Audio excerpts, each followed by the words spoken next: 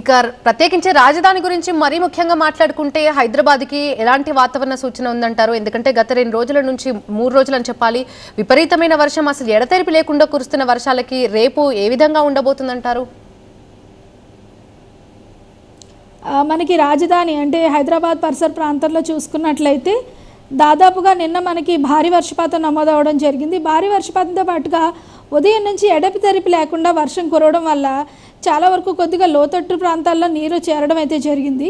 ఈరోజు కూడా మనకి ఉదయం నుంచి దాదాపుగా మధ్యాహ్నం 2 గంటల వరకు కూడా కొద్దిగా అంటే మోడరేట్ స్పెల్ అయితే కంటిన్యూ అయింది. తర్వాత నుంచి డ్రిజిల్ మాత్రమే కంటిన్యూ అవుతూ వచ్చింది. ఈ డ్రిజిల్ ఈవినింగ్ వరకు, ఎర్లీ మార్నింగ్ అంటే ఈరోజు తెల్లవారుజామున 6 గంటలకి కొద్దిగా మోడరేట్ రెయిన్స్ ఉండే అవకాశం ఉంది, ముఖ్యంగా హైదరాబాద్ పరిసర ప్రాంతాలు.